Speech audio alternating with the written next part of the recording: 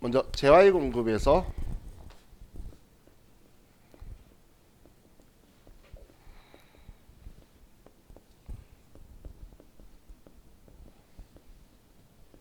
실질적 공급이라는 건 우리가 재산적 가치가 있는 걸 누군가에게 넘기는 게 눈에 명확하게 보이는 것들이에요. 대표적인 게 우리 아래 적혀있는 매매 거래, 사고 파는 거래는 물건 주고받는 게 눈에 보이죠. 이런 건 당연히 과세 거래를 할 거고. 자, 두 번째 다음 페이지 넘기시면 자, 가공 계약에 의한 재화의 공급 적혀 있죠.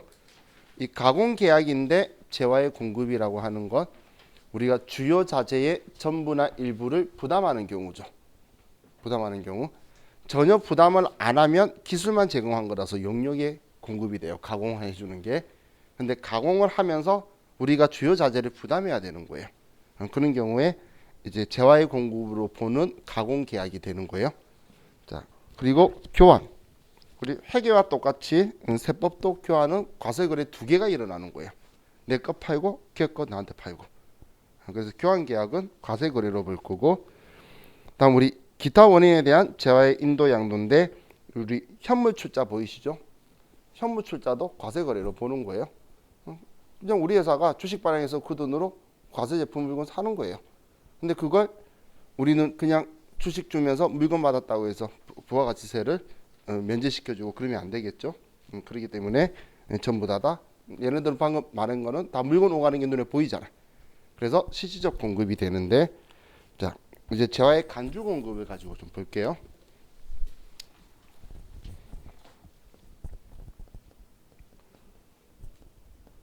자, 간주 공급이라고도 하고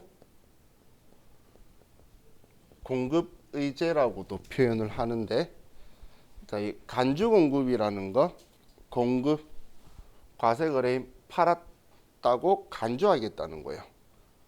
그런데 얘도 팔았다고 우리가 치겠다는 표현인데 간주와 의제는 안 했지만 한 거로 볼게라는 의미는 똑같고, 하지만 간주는 반대급부를 인정을 안 해주겠다는 거예요. 저 판 거 아닌데요? 그럼 시끄러 판 거야? 라고 말하는 게 간주 공급이고, 공급 의제는 저 판 거 아닌데요? 라고 말했을 때 아 그래? 다시 한번 보자라고 반대급부를 받아주는 거예요. 그래서 사실 의미, 어조, 느낌은 완전히 다른 거예요. 그래서 일반적으로는 간주 공급이라고 표현을 많이 해요. 그 이유가 무조건 팔았다고 할 거거든. 그래? 안 판 거야? 이런 말 안 할 거거든. 세법이 정해놓은 대로 갈 거라서.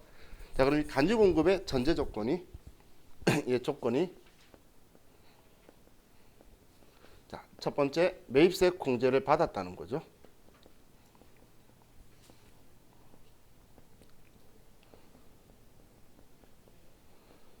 자, 매입세 공제를 받았다라는 이야기는 매출세액을 창출하는 일에 사용을 하겠다라는 의미인 거예요.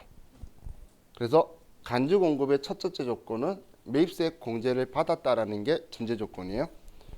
만약에 내가 과세 사업에 쓸 생각이 아니면 사업과 관련 없는 지출로 해서 그냥 매입세 공제를 안 받으면 끝나는 거예요. 그걸로. 그런데 매입세 공제를 받았다는 건 내가 과세 사업에 쓸게요라고 해놓고, 그럼 과세 사업 쓸게요라는 건 매출세액 창출하는 일에 쓰겠다는 의사 표현이죠. 우리가 장부에 원재료다, 제품이다, 상품이라고 적었다는 건 과세 사업자는 과세품을 해서 매출세액 창출하겠다는 의미인 거예요. 그 개정 과목 썼다는 자체는. 그런데 딴짓거리 하면 팔아버렸다는 이야기 할 거라는 이야기예요. 또 두 번째가 그럼 팔았다고 하는데 세법은 앞으로 전부 다 모든 세법은 우리가 그 물건 가격을 얼마에 샀는지, 싸게 잘 샀는지 비싸게 잘못 샀는지 관심 없어요. 무조건 과세 표준을 시가로 쓸 거예요. 시가로 팔아버렸다고 할 거예요. 근데 지금 판 상대방이 없는데 이걸 팔았다고 할 거기 때문에 이건 시가의 10% 가지고 오라는 게 간주 공급이에요. 얼마에 판지 관심 없이. 그럼 10% 가지고 오라는데 안 팔았는데 팔았다고 했으니까 증빙을 줄 사람이 없겠죠. 그래서 예, 세 번째 특징이 증빙 발급이 면제되는 상황이죠. 증빙이 없죠. 그래서 이 간주 공급은 일반적으로 과세 유형이 과세 거래인데 증빙이 없기 때문에 14건별이 되게 되는 거고, 자, 죄송해요. 반대로 쓸게요. 이제 우리 이렇게 생각하면 안 되고, 부가세 신고할 때에 과세 거래인데 증빙이 없기 때문에 부가가치세 신고서에 4번 과세 거래의 기타 칸에 들어와야 돼요. 그럼 여기 칸에 들어가도록 매입 매출 전표에 명령을 넣을 수 있는 과세 유형이 14건별인 거예요. 그래서 간주 공급은 우리가 14건별을 가지고 과세 유형으로 매입 매출 전표에 쓸 거예요. 얘를 썼기 때문에 여기 들어가는 게 아니라 여기에 넣어야 되기 때문에 14건별을 쓰는 거예요. 그래서 과세 유형은 부가세 신고서 몇 번 칸에 들어가라는 명령인데 기준은 부가가치세 신고서를 기준으로 봐서 이 칸에 넣고 싶으면 이 유형을 잡는 거예요. 그래서 얘를 기준으로 잡으셔야 돼요. 자, 그럼 이게 일반적인 기본 전제 조건이라는 거예요. 그럼 다른 말로 하면 매입세 공제를 안 받았으면 해당 사항이 아니에요. 매입세 공제 안 받으면. 그래서 우리 불공제 사유들 기억나시죠? 사업과 관련 없는 지출, 비용용 소용 승용차, 구입 유지입자, 또 접대 관련 매입세, 또 우리 토지의 자문적 지출 관련, 면세 사업 관련 이런 것들 있죠. 여기에 쓸 것들은 지금 방금 제가 이야기했던 것들의 특징이 뭐냐면 매출세액 창출하지 않는다는 거예요. 그러니까 매입세 공제 받지 말라고 세법에 규정을 뒀는데 공제받았다는 건 그 조건에 안 쓰겠다는 의사표현이잖아요. 그죠? 그렇기 때문에 얘 공제 받았다는 게 전제 조건인 거예요. 그래서 매입세 공제 안 받았다라고 하거나 아니면 간주 공급에 안 걸리도록 하라고 문제에 적혀 있으면 불공제 처리하라는 이야기예요. 사올 때 그냥 물건 사오는 거래인데 간주 공급 거래가 아니도록 하라는 말이 적혀 있는 건 매입세 공제 받지 말라는 이야기인 거예요. 어떤 표현인지 이해가시죠? 그럼 세금계산서 받았으면 매입 매출 전표에 54번 불공으로 처리할 거고 신용카드나 현금 영수증 받았으면 일반 전표로 보내버리는 거예요. 매입세 공제 안 받는 거니까. 근데 얘를 공제 받았다가 쓰게 되면 이제 여기에 개인적 공급이든 뭔가에 걸리게 되겠죠. 자, 그럼 이게 우리 원칙이요. 하나만 빼고 하나만 예외가 있어요. 이게만 빼고는 얘가 간주 공급이라고 하는 거에 조건인데, 자, 그럼 첫 번째가 자, 자가 공급 있죠. 자가 공급은 우리 회사가 우리 회사한테 팔아버렸다는 이야기예요. 팔아버린 걸로 봐서 우리는 부가가치세를 가지고 오라는 건데, 첫 번째가 면세 사업 전용이에요. 자, 그럼 우리는 면세 사업에 쓸 거면 매입세 공제 받으면 되나요? 처음부터 불공제 사유 들어가 있잖아요. 그럼 면세 사업에 쓸 거면 공제를 처음부터 안 받았어야 되는데 매입세 공제 받았다는 건 매출세액 창출하는 일이 과세 사업에 쓰겠다는 의사 표현을 썼는데 얘를 면세 사업의 용도를 전환시켜 버린 거예요. 이건 제 표현대로면 사기친 거죠. 과세 사업에 쓸 것처럼 해놓고선 면세 사업에 쓴 거예요. 그러면 부가가치세법은 너가 사온 금액이 아니라 얘를 판 금액의 시가의 10%로 팔아버렸다고 하겠다는 이야기예요. 근데 사왔을 때만이 아니라 쓰다가 전환시켜도 그렇게 할 거예요. 사용하다가 전환시켜도. 그럼 예를 들면 자, 우리 교재를 보시면 214페이지 아래 예제 보시면 우동고속버스를 시내버스로 전환한 거예요. 우동고속버스는 과세죠. 그죠? 그런데 시내버스는 면세잖아요. 그럼 우동고속일 때는 과세버스고 얘는 과세 사업에 쓸 거니까 매입세 공제를 해준다는 거예요. 영업용 차량이잖아. 100%. 근데 그래서 얘를 5천만 원에 부가가치세 5천만 원에 얘를 샀는데 취득을. 근데 얘 과세 기간이 2년 지났죠. 지금 얘 사용하던 건데 얘를 전환시켰어요. 2번 지나서. 그러면 자, 우리 부가가치세법상의 감가체감률 기억나시나요? 우리 건물이나 구축물은 1과세 기간에 5%. 우리 기타 자산들, 비품이나 기계장치나 차량 운반구는 25%. 그죠? 부가가치세법 생각하는 그 감가체감률이 그건데 이 과세 기간이면 50% 달았다고 볼 수 있겠죠? 그래서 예, 절반 달았으니까 5천만 원의 절반이면 얼마? 2,500. 그게 10%인 250만 원 가지고 오라 그 이야기예요. 이제 감가 체감률 따지니까 어떤 느낌인지 느낌이 오시죠? 그러면 그 돈만큼 부가세 이수금이니까 우리 공제받지 못한 매입세액은 회계 처리 어떻게 해야 되죠? 시동가에 포함하거나 그 비용으로 처리할 거잖아요. 그래서 자동차 가격에 포함하는 분계가 들어오는 거예요. 자, 계산 어떻게 되는지 이해 가시죠? 방금 감가 체감률 기억 안 나시는 분 제가 뒤쪽에서 다시 설명드릴게요.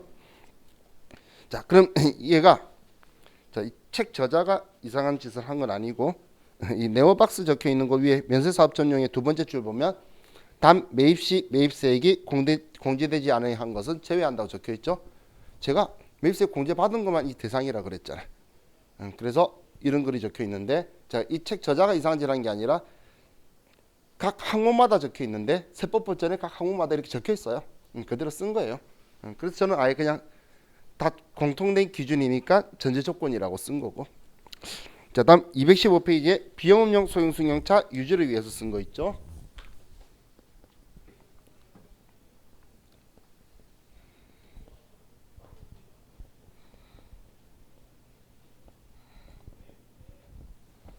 자, 어제 지금 우리 그 저녁반은 이제 매일 매출 전표 입력까지 다 끝나가요.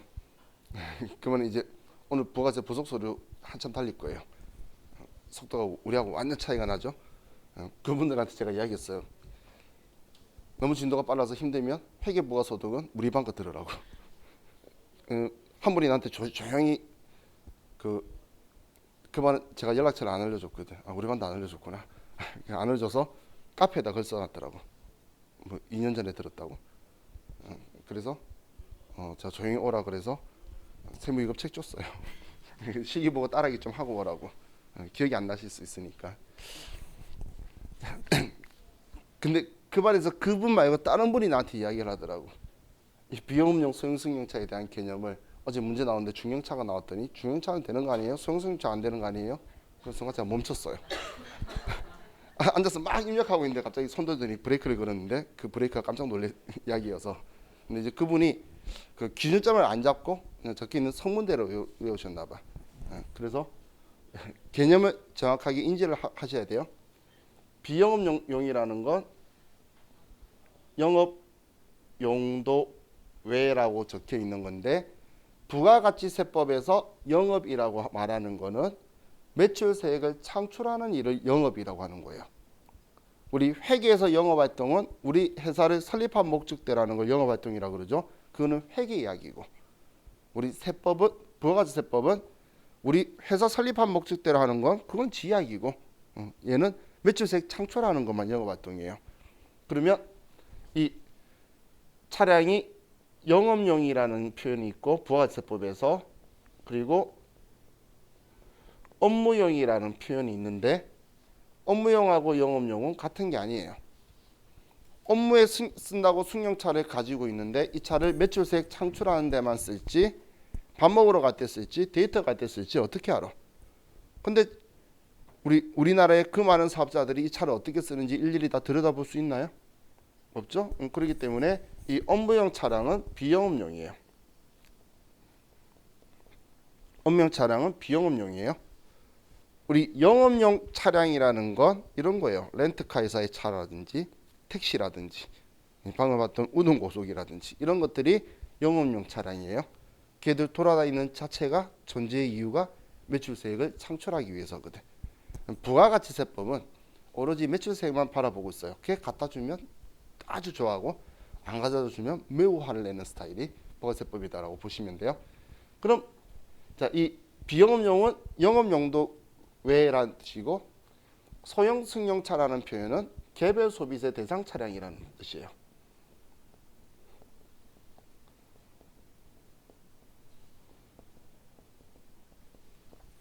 이 소형 승용차의 소형이 자동차 회사에서 만든 기준인 소형, 뭐 준중형, 중형, 대형 이런 기준이 아니에요.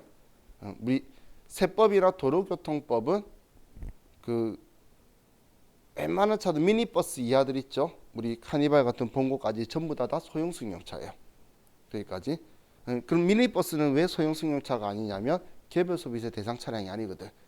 어제 그 친구 말대로 하면 중형차는 미니버스인데 그죠? 근데 어제는 미니버스가 아니고 중형 승용차라 그랬거든.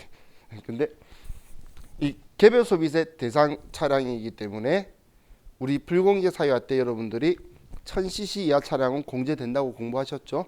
그 이유가 경차이기 때문에 개별 소비세가 면제되거든. 그래서 걔는 매입세 공제를 전부 다 해주는 거예요. 또 우리 화물차 같은 경우에도 우리 개별 소비세가 있는 화물차가 있고 사실 없는 화물차가 있긴 해요. 근데 이 화물차를 가지고 생각했을 때 우리 업무에 쓴다면 이 화물 트럭을 우리가 놀러 갈 때 쓰거나 밥 먹으러 갈 때 쓰거나 이럴 때 쓰려고 산다라고 생각하는 건 합리적인 생각이 아니죠. 그렇기 때문에 업무에 쓴다면 얘는 그냥 매출세액 창출하기 위해서, 왜냐면 물건 배송하거나 원재 자재 나누거나 뭐 이러다 할 때 쓸 거라는 건 누구나 생각할 수 있는 거잖아요. 그래서 매입세 공제해 주는 거예요. 그리고 승합차도 9인승 이상 차량은 개별 소비세가 없어요.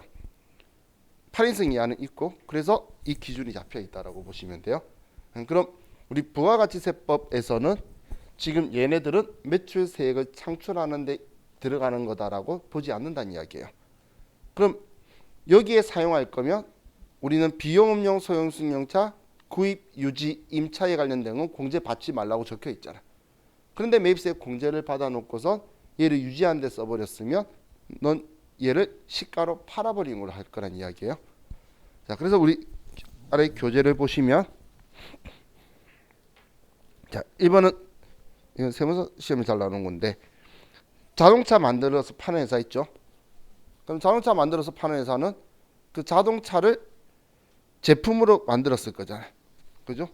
그럼 그렇게 만들어 놓고서 이 자동차를 업무용으로 쓰면 이걸 내한테 팔아버렸다고 하겠다는 극단적인 예를 들어준 거예요.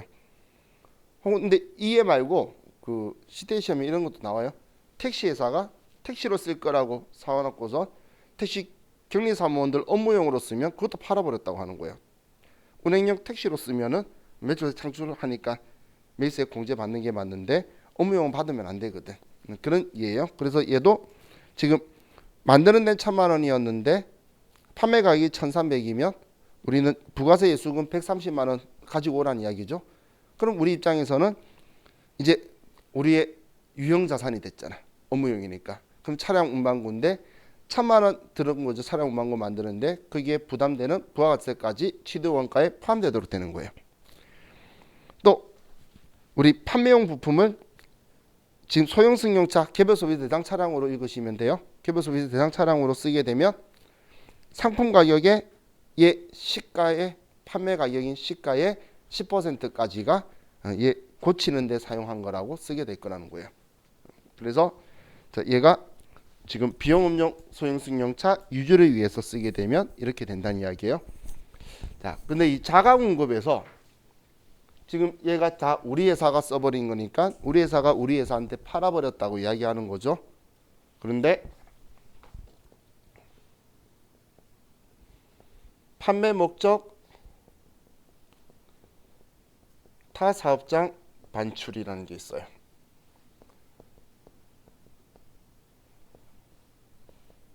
직매장 반출이라고도 하는데, 왜냐하면 판매 목적의 타 사업장이 직매장이잖아요. 공장이 있는 곳이 매장 가지고 있는 직매장이라고 하죠. 그럼 얘 반출한 걸 가지고 우리가 과세 거래로 볼 거냐라는 건데, 자, 얘는 먼저 부가가치세법이 괘씸해서 만든 게 아니라 사업자를 위한 제도예요.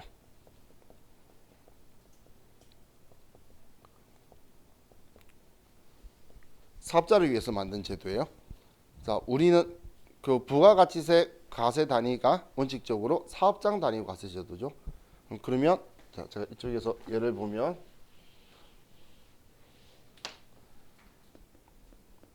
자, 공장이 있고 직매장이 있어요. 그럼 공장에서 직매장으로 물건을 보내는데, 자, 이건 물건 판 건가요? 판 거 아니죠. 근데 여기에서 이 사업장에서 이 사업장으로 보냈다고 해서 부가가치세법이 괘씸할까요? 쓸 게 아니라 팔려고 보냈잖아. 여기서 못 파는 것보다 여기서 잘 팔아가지고 많이 세금 가져다 주는 게 훨씬 좋겠죠. 그래서 부가가치세법이 기분 나쁠 일이 아니에요. 그런데 이걸 팔았다고 할 거라는 거예요. 그 이유가 뭐냐면 이 공장은 매입세액만 있겠죠. 물건 만들기 위해서. 그리고 직매장은 매출세액만 있다는 거예요. 근데 매출세액은 우리는 예정신고 기간 때도 내야 되고 예정신고 때도 확정신고 때도 내야 되는데 환급은 확정신고하고 30일 이후에 준다는 거예요. 1월 2일 날 산 걸 8월 24일 날 돌려받아. 근데 얘는 1월 달에 산 거는 4월 25일 날 내야 되는 거예요. 그럼 우리는 불필요한 자금난에 좀 불필요한 상황이 생기게 되겠죠. 그래서 이걸 해소해 주기 위해서 얘가 직매장한테 물건을 보낼 때 그때 그러면 그때 조건은 완전 뒤집을 거예요. 예, 전제 조건을 매입세액 공제 유무를 불문하고 매입세액 공제 유무를 불문하고 그리고 과세 표준을 시가가 아니고 얘는 원가로 얘가 사온 가격을 공급 가격으로 해서 세금계산서 발행하면은 매출과 매입이 일치하니까 부가가치가 제거돼 버릴 거잖아요. 그럼 얘는 매입세액이 없던 게 매입세액이 생겨가지고 걔 빼고 납부할 수 있겠죠. 얘가 사온 가격을 다시 얘한테 판 가격으로 넘겨버리면 매입세액이 제거가 얘 매입세액이 있던 게 제거가 될 거잖아요. 매출로 잡으면. 그럼 얘가 매입이 생기게 되겠죠. 그러면 얘만 납부하면 되니까 이 사업자가 쓸데없이 다 내고 뒤늦게 돌려받는 일이 없어지게 되겠죠. 그러려고 원가로 하는데 이때 중요한 게 꼭 세금 계산서를 발급을 해야 돼요. 세금 계산서를 꼭 발급을 해야 돼요. 자, 그럼 이때 세금 계산서를 발급해야 된다라는 건데 제가 왜 얘를 중요하다라고 말했냐면 우리 부가가치 신고서 작성할 때 이런 표현이 적혔어요. 부가가치 신고서 문제인데 당사는 주사업장 총괄납부 제도 및 사업자 단위 과세 제도가 아니다라고 이런 게 적혀 있는 문제들이 있어요. 걔네들 왜 그런 글자 적혀 있냐면 이거 이야기하려고 하는 거예요. 그럼 이때 세금계산서 꼭 발급해야 된다 했죠. 그래서 얘가 만약에 미발급 시 세금계산서 미발급 가산세 2% 대상이 돼요. 2% 당연히 발행해야 될 과세 표준이니까 원가의 2% 가산세 대상으로 써줘야 돼요. 근데 그래서 이 직매장 반출이나 판매 목적 타사업장 반출인데 세금계산서 미발급 적혀 있으면 당연히 과세 거래인데 발급 안 했으니까 부가가치 신고서에는 4번에 쓰겠지. 4번에 쓰겠지. 그럼 4번에 쓰고 세금계산서 발행 안 했는데 과세 거래로 직매장 반출로 봐주니까 4번이다라고 거기만 쓰면 안 되고 세금계산서 미발급 가산세로 해서 거기 써줘야 된다는 이야기예요. 그래서 얘만 특이한 거예요. 우리 괘씸해서 하는 게 아니라 사업자를 위해서 이 제도를 만든 거예요. 그런데 지금 얘를 보면 그럼 지금 얘네들의 전제 조건이 사업장 단위 과세 제도죠. 만약에 사업자 단위 과세 제도 사업자는 얘가 필요할까요? 사업자 단위 과세 제도 사업자는 얘하고 사업자 등록부로 똑같아요. 세금계산서 발급하고 싶어도 못하죠. 그래서 사업자 단위 과세 제도는 이 직매장 반출이 성립될 수가 없는 사업자예요. 그럼 주사업장 총괄납부 제도는 걔도 원칙적으로는 이 직매장 반출을 간주공급으로 안 봐줘요. 얘를 왜냐하면 납부를 한 군데서 다 할 건데 이런 부당함이 없을 거잖아. 납부를 한 군데서 전부 다 하니까. 그렇기 때문에 부당함이 없어서 안 해주는데 과거에는 그냥 그걸로 끝이었어요. 그런데 실수로 사업자 등록번호가 틀리잖아. 그래서 실수로 세금계산서를 발행했을 때 옛날에는 어떻게 했냐면 허위 발급을 해서 가산세를 때려버렸어요. 탈살 생각 있었나요? 탈살 생각 있는 게 아니었죠. 근데 허위 세금계산서라고 해서 우리 가공세금계산서라고 가산세 부과하니까 이게 행정소송 붙었어요. 졌어요. 사업자가. 근데 수많은 지탄을 받았어요. 그래서 얼마 안 됐어요. 몇 년 전에 얘도 그럼 만약에 실수로 세금계산서 발급한다면 간주공급으로 봐줄게. 주사업장 총괄납부 제도는 세금계산서 발행 안 해도 되는데 안 하고 그냥 신경 안 써도 되는데 만약에 실수로 발행한다면 우리 간주공급 공급 의제로 봐줄게라고 바뀐 거예요. 어떤 의미인지 이해가시죠? 그래서 우리 교재 보시면 이렇게 적혀 있는 거예요. 아래 원래 주사업자 총괄납부 신청이나 또는 사업자 단위 총괄납부 적용 사업자는 공급으로 보지 않는다. 이게 원칙인데. 그래서 아래에서 일반적인 경우에는 우리 지금 이 상황 사업장 단위 과세제도 쓰는 건데 아래 주사업장 총괄납부 제도가 원래 세금계산서 발급 안 하고 공급 의제를 안 보는 건데 세금계산서를 발급한다면 공급 의제로 보겠다고 적혀 있는 거예요. 이제 이 표의 의미 이해가시죠? 그럼 사업자 단위 과세 제도는 성립할 수가 없으니까 사업자 등록부는 똑같은데 무슨 세금계산서 발급이야. 그래서 얘는 빠진다라고 보시면 돼요. 자, 다음 페이지 넘기면 지금 뭐 본점에서 공장 보내고 막 이렇게 적혀 있는데 다 원가로 움직인다고만 생각하시면 돼요. 얘는 괘씸해서 시가로 팔았다는 개념이 아니죠. 부가가치세를 편리하게 이 사업장으로 매입세액을 이전시키는 개념의 느낌인 거죠. 얘가 원가에 사온 것처럼. 근데 우리는 시험 목적이기 때문에 이걸 기억해야 돼요. 세금계산서 발급 안 하면 우리는 원가로 가산세 맞을 거다. 꼭 발급해야 된다. 이렇게 기억하시면 좋을 것 같네요. 자, 그럼 이제 우리 교재 4번에 다음의 경우는 자가 공급으로 보지 않는다라고 적혀 있죠. 자, 첫 번째가 216페이지예요. 자, 다른 사업장에서 원료, 자재 등으로 사용 소비하기 위하여 반출하는 경우. 자, 다른 사업장에 원료, 자재로 쓴다고만 순수하게 적었지만 과세 사업에 원료, 자재로 쓰이는 경우에는 또 다른 과세품이 만들어지는 데에 이바지하고 있는 거죠. 그러면 기분 나빠할 이유 없다는 이야기예요. 또 우리 기술 개발을 위해서 시험용으로 사용하거나 쓴 경우, 소비한 경우는 당연히 개발하는 데는 더 많이 장려해야 되죠. 그래야지 더 많은 부가가치를 창출하면서 세금 낼 거예요. 또 수선비 등에 대체하여 사용하여 소비하는 경우 과세 사업의 수선비를 이야기하는 거예요. 당연히 면세 사업은 아니겠죠. 자, 그리고 사후 무료 서비스를 위해서 사용하는 거. 여러분들 무상 에이스 기간 이런 거 있죠. 그 기간에 하기 이제 그 수리가 들어와서 한 거를 팔았다고 하는 건 말이 안 되겠죠. 왜냐하면 여러분이 휴대폰이든 뭐든 샀을 때는 그 부품 가격이 다 포함된 금액인 거예요. 그렇기 때문에 얘를 또 팔았다고 할 필요가 없는 거죠. 또 불량품 교환 또는 광고 선전 목적으로 다른 사업장에 반출하는 거. 이건 누가 봐도 아니겠죠. 불량품 바꾸거나 광고 선전은 엄청 지원해야지. 왜냐하면 더 큰 물건, 더 많은 과세품을 팔기 위해서 하는 거니까 보다 더 지원해줘야 되겠죠. 해외 사업이나 뭐 위탁 가공용 원자재 이건 신경 안 쓰셔도 돼요. 자, 그럼 이제 방금 지금 본 거는 자가 공급이고, 자 이제 또 간접 공급의 개인적 공급을 볼게요.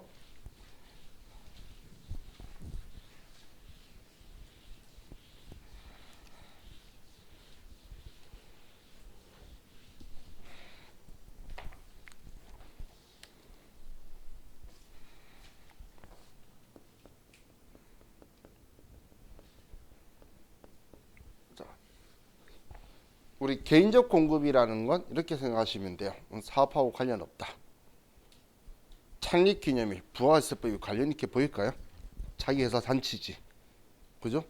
아니 법인의 생일에 왜 부가세법이? 그런 것처럼 사업하고 관련이 없는 것들에 대해서는 매입세 공제 받지 말라고 적혀 있는데, 그런데 이걸 개인적 용도로 개인들에게 주면 이걸 팔아버렸다고 하겠다는 게 개인적 공급이에요. 자, 예를 들면 우리 책에 적혀 있는 얘 가지고 보면, 자, 상품 가지고 볼 건데, 자, 상품이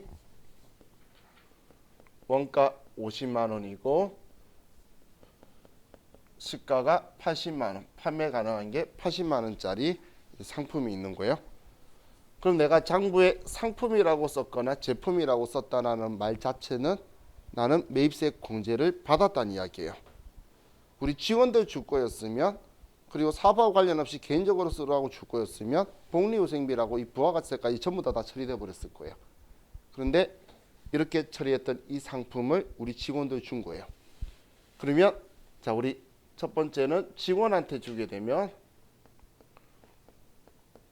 자 직원한테 개인적으로 쓰라고 줘버렸다면 사업과 관련 없으면 우리는 14건별이 될 거고 자 그럼 우리 부가가치세법은 시가로 팔았다고 하겠죠. 그러면 80만 원에 부가가치세 8만 원을 얘 가지고 오라고 지금 이야기하는 거죠. 얘는 과세표준으로 잡아서 그러면 대변에 부가세 예술금이 8만 원이 나오게 될 거예요. 근데 지금 이 거래가 80만 원 매출이 아니죠. 우리는 50만 원짜리 물건을 직원한테 준 거잖아요. 그래서 대변에는 상품이 나가야 될 거고 타계정으로 대체 적요 8번을 써서 얘 쓰는 목적이 우리 계산자료 입력하고 할 때 매출 원가에 포함되지 말라고 쓰는 거죠. 얘 판 거 아니잖아. 매출 원가에 포함 안 되도록 컴퓨터한테 알아먹혀 주는 사인이 이거예요.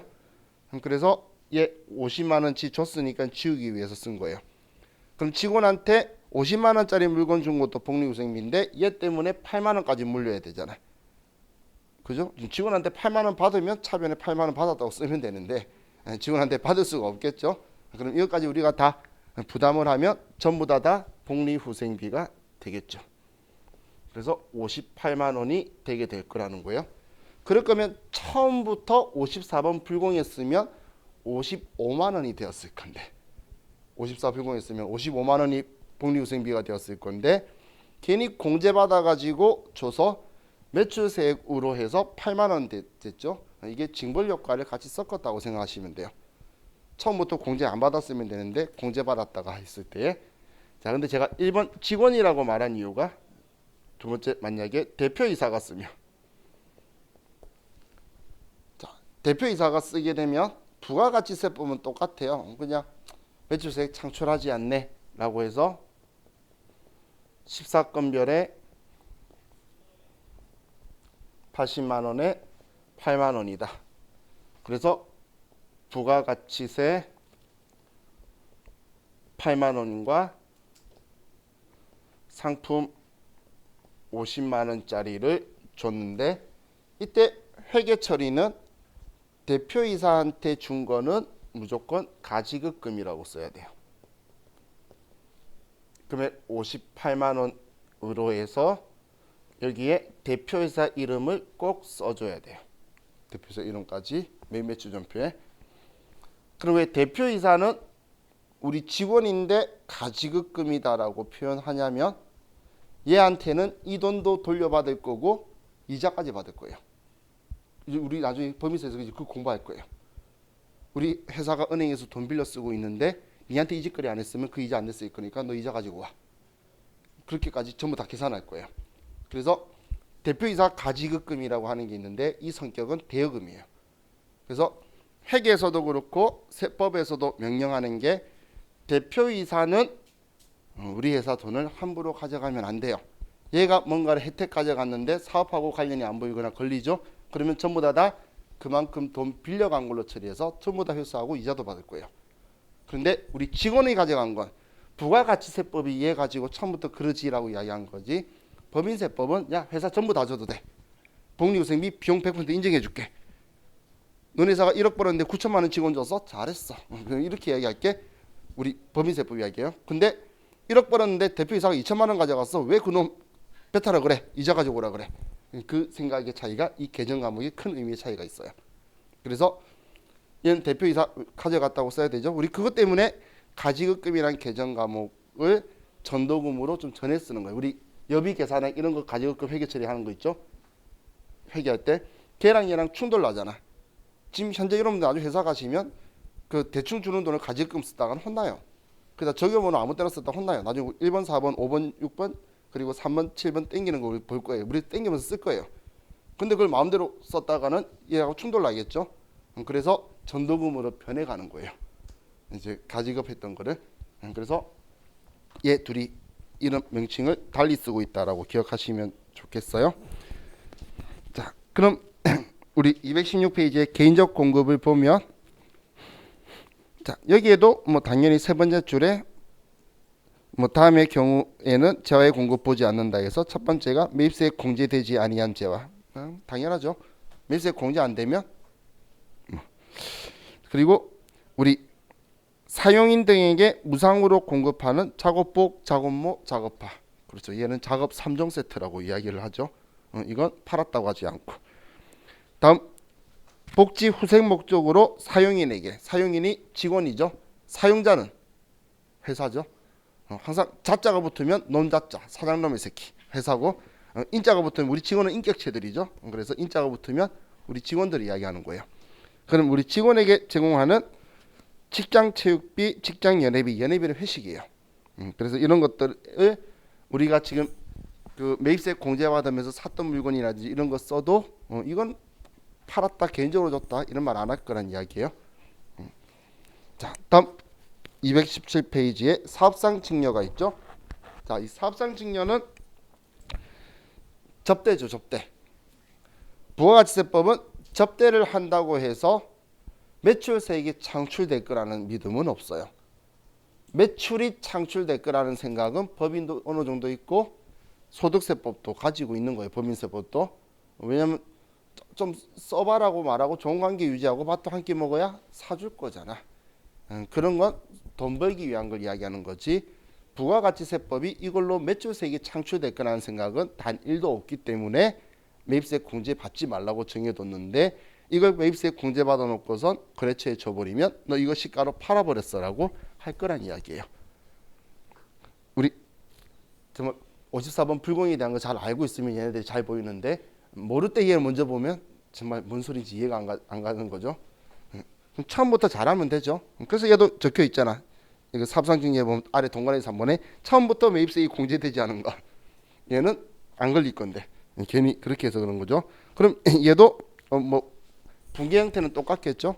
여기에 접대비만 붙는 거잖아.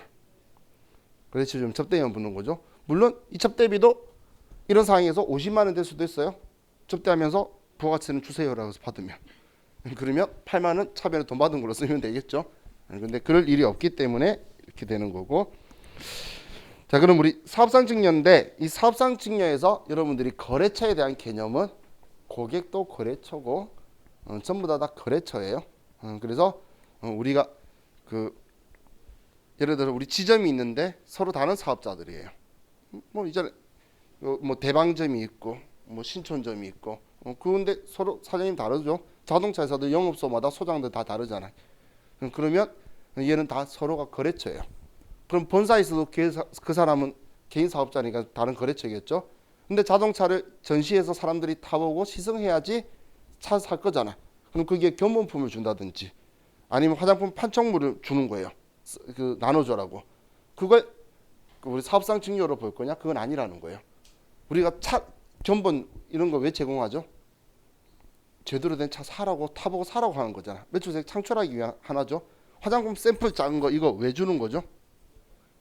그 제대로 된 화장품 사라고 산 거잖아. 그 제대로 된 화장품 가격에 이렇게 작은 애들 가격 다 들어가 있잖아. 그렇기 때문에 우리 얘네들은 단주 공급으로 보지 않는다라는 거예요. 자, 그리고 마지막에 폐업시 잔존재화.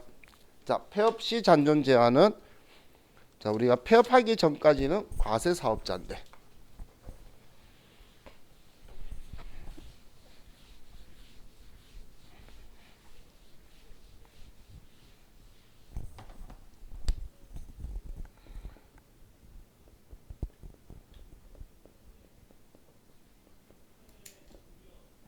자, 얘는 폐업하기 전까지는 우리 회사가 부가가치세법상의 사업자였어요. 사업자였다가 우리가 폐업을 하게 되면 폐업하는 날 우리 회사가 비사업자에게 이 물건을 전부 다 공급한 걸로 볼 거예요. 자, 그래서 이 날이 폐업한 날이 공급 시기가 될 거예요. 이날에 사업자가 비사업자한테 팔았다는 거예요. 이 사업자가 비사업자한테 팔았다는 게 무슨 말이죠? 얘는 폐업하기 전까지는 물건 팔면 부가세 받을 수 있는 납세 의무자였는데 폐업하자마자 부가세 받을 수 없는 납세 의무자가 안 된 일반 사업 그 비사업자가 됐죠. 그러면 얘가 얘한테 전부 다 팔아버린 걸로 할 거란 이야기예요. 그럼 얘 팔아버렸을 때의 과세 표준은 표준은 재고 자산은 시가를 가지고 할 거고, 그럼 고정 자산은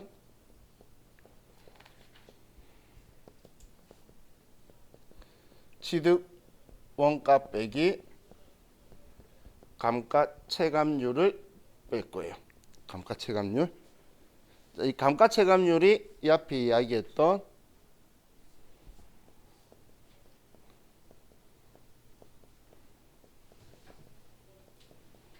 체감률은 1과세 기간에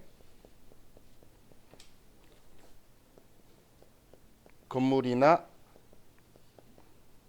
구축물은 5%가 하락하고 나머지 기타 자산들은 1과세 기간에 25%가 다른다고 보고 있는 거죠.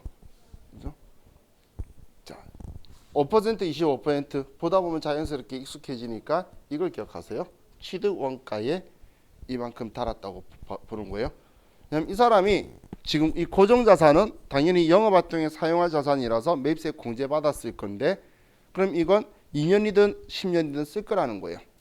그런데 그 기간이 다 지나지 않고 얘를 그만뒀으면 남은 기간까지 남아 있는 부분은 팔았다고 해서 간주 공급을 해서 다시 뱉어내라는 이야기예요. 얘는 시가로 팔았다가 아니고 원가 가지고 뭐 악의가 있었던 건 아니죠. 그래서 이렇게 할 거라는 이야기예요. 재고 자산은 그냥 시가로 전부 다 팔았다고 처리할 거예요. 그럼 개인 사업자인 경우에 넘기게 되면, 그럼 나는 폐업, 상대방 개업이라고 할 때 여러분들은 그렇지라고 했죠. 그러면 내가 지금 이거 전부 다 걸리게 되나요? 난 폐업인데 폐업하고 나면 나는 비사업자 되잖아. 그럼 여기에 걸리나요? 왜 안 걸리죠? 왜냐하면 다른 사람한테 이 모든 납세 의무들을 다 포괄적 양도를 했잖아요. 그럼 나한테 그걸 받은 사람이 그 물건을 팔아가지고 부가가치세를 세무서에 낼 거죠. 그래서 나의 모든 권리와 의무를 포괄적 양도를 하면 과세거래를 안 봐주는 거예요. 근데 내가 그냥 샤타만 딱 내리고 끝내버리면 나는 이거 걸리는 거고. 그래서 어떻게든 가게를 팔아야 되는 거예요. 걔한테 덤탱이 씌우든 어떻게든 일단 넘기고 봐야 돼요. 그래서 폐업하는 거는 아주 위험한 상황이 생길 수가 있겠죠. 자, 이게 지금 우리 폐업 시 잔존재화에 대한 이야기고, 그래서 다음 218페이지에 가시면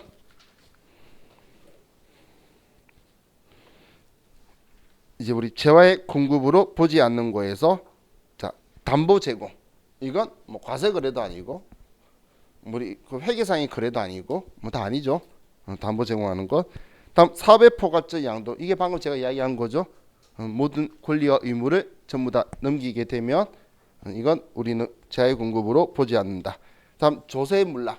자, 이걸 보고 사람들이 많이 오해하는데, 원칙적으로 세금은 물건으로 안 받아요. 무조건 금전으로 납부해야 돼요, 세금은. 그런데 어쩔 수 없는 게 이런 거죠. 상속이나 증여. 상속이나 증여는 물건으로 받을 수 있어요. 아버지가 돌아가셨는데 돈 1원도 안 주고 그냥 100원짜리 건물 3개 주고 가셨어. 슬퍼요? 안 슬퍼요? 돌아가셨는데 슬퍼야지. 왜 고민하고 있어? 그죠? 하지만 우리는 6개월 안에 슬픔이 찾아온다는 이야기예요. 왜냐하면 300억짜리 받았으면 한 120억 세금 나올 거거든. 돈 하나도 없는데 벤트들인데 건물만 있는데 어떻게 할 거야? 그렇기 때문에 이럴 때는 얘를 경매로 날리고 막 싸게 날리는 그런 상황 안 만들게 그 건물로 받을 거예요. 이 조세 물납이에요. 근데 그걸 팔았다고 해서 세금을 부과하는 건 또 말이 안 되겠죠. 그리고 그 우리 지방세법 있죠. 그 여러분도 TV에 그 38 기동대 하면서 세금 잡으러 막 자동차에 매달리고 딱지 붙이고 다니 아시죠? 그거 강남구청 지방세제과예요. 강남구청이니까 그 갈 때마다 차들이 좋은 차지. 그죠?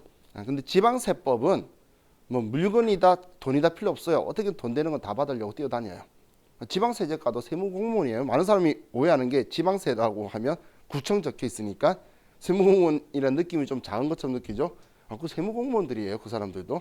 근데 이제 그 사람 그 지방세법은 차로도 받고 집으로도 받고 다 받아요. 견인차로 막 끌고 가고. 전에 그 어디 여기 지동에 어디 한 군데가 주차장이 착오가 났대요. 그럼 차고가 낮으면 어떻게 했더니 거기는 승용차만 들어가는 차고가 있고 주차장인데 SUV만 가는 차고가 있대요. 그 왜 승용차만 그러니까 그 외제차 좋은 것들은 차고가 낮다면서. 그래서 거기에 세금 안 낸 사람들이 견인차 못 들어오게 그렇게 해가지고 만들어놨대요. 훌륭한 사람들이죠. 왜 그딴 생각을 해? 나라면 난 이렇게 편하게 살고 싶을 텐데 참 나쁜 마음을 대놓고 먹고 있는 사람이죠. 자, 지금 방금 이렇게 해가지고 세금을 물건으로 받기도 하는데 그거는 과세 거래로 보는 거 아니란 이야기예요. 자, 그리고 우리 공매, 강제 경매라고 적혀 있는 거 있죠. 자, 공매는 국세징수법에 우리 세금 안 내 가지고 국가가 공매를 하고 그 돈 가지고 세금 빼고 나머지는 그 사람 돌려주는 거예요. 우리 강제 경매는 우리 민사집행법. 여러분 친구가 돈 안 갚으면 이 소송 걸어 가지고 걔 물건 압류 걸어 가지고 팔아 가지고 경매한 돈에 여러분 채권자 권리를 보호시켜 주는 거 있죠. 그렇게 넘겼을 때 이걸 팔았다고 말하는 건 말이 안 되죠. 그래서 과세 거래로 안 보는 거고 특정한 참고 증권의 양도라고 적혀 있는데 이 참고 증권의 그 제일 중요한 키워드가 아래 보시면 임치물을 수반하지 않은이라고 적혀 있죠. 컨테이너 빈 깡통을 이야기하는 거예요. 그 깡통 가격 가지고는 안 받아요. 여러분들 그 뭐냐 아시려나? 그 술집 같은데 아르바이트 해보면 저는 동만땅 다 해봤죠. 그러면 술 박스가 있죠. 그럼 술 박스는 가격 안 치잖아요. 술값만 오고 가죠. 그런 것처럼 창고 컨테이너도 컨테이너 값을 서로 교환하는 거지.